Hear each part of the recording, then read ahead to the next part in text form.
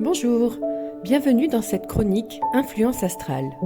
Je m'appelle Marie-Lise et je suis passionnée d'astrologie. Je vous propose, dans cette rubrique, mon analyse des influences des transits planétaires, ainsi que différents sujets en rapport avec l'astrologie, fabuleux outil de développement personnel. Bonne écoute. Bonjour et bienvenue dans cette rubrique Mouvement céleste consacrée aujourd'hui à Mars rétrograde en Cancer.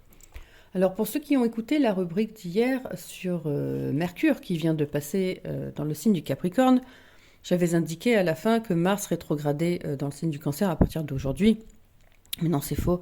Mars rétrograde dans le signe du Cancer depuis lundi 6 janvier.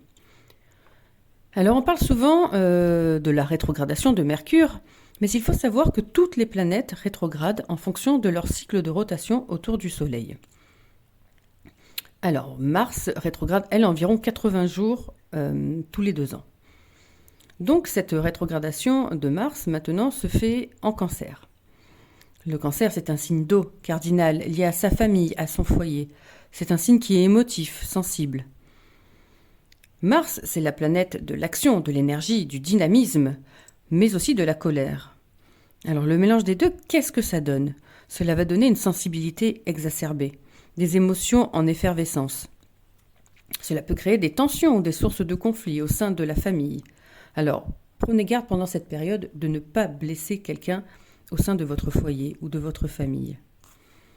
Ce transit actuel concerne donc les derniers décans du signe du Cancer, ainsi que les autres signes d'eau, c'est-à-dire le Scorpion et le Poisson, mais aussi les signes en harmonie avec le Cancer, c'est-à-dire le Taureau et la Vierge. Alors pourquoi je parle de dernier décan ? Puisque Mars est rentré à reculons dans le signe du Cancer, c'est-à-dire qu'il a commencé par la fin. Il a commencé par 29 degrés, puis 28, puis 27, et ainsi de suite. Donc pendant cette période, il peut y avoir une intériorisation des énergies, des actions, des émotions qui peuvent être perturbées. Cette rétrogradation peut aussi indiquer une action déjà entreprise mais qui n'a pas abouti. Pour rappel, Mars est déjà passé sur cette position du Cancer fin octobre, début novembre. Donc il peut s'agir d'une situation déjà vécue, déjà abordée, d'une action qui a été entreprise à ce moment-là, mais qui n'a rien donné. Mars rétrograde rappelle donc cette période. Alors essayez de vous souvenir, fin octobre, début novembre, quelle situation vous avez vécue, vous, natifs donc des Cancers, Poissons, Scorpions, Taureaux, Vierges, quelle situation vous avez vécue et qui vient se rappeler à vous maintenant, pendant cette période.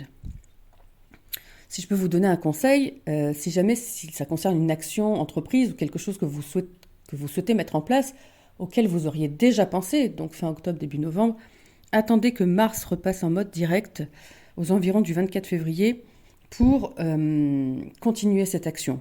Au moment où il sera direct, ce sera plus favorable de commencer quelque chose, d'agir tout simplement.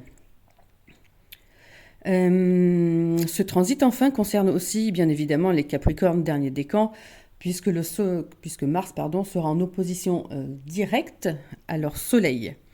Donc vous par contre, amis Capricorne, pouvez vous sentir un peu plus énervé, en colère par rapport à quelque chose, c'est pareil, qui peut être lié à votre famille. Alors un conseil, prenez votre mal en patience. Voilà, c'était donc la deuxième rubrique Mouvement céleste consacrée à Mars rétro en Cancer. N'hésitez pas à me faire part de vos commentaires ou de vos questions. Je vous remercie de m'avoir écouté. À bientôt.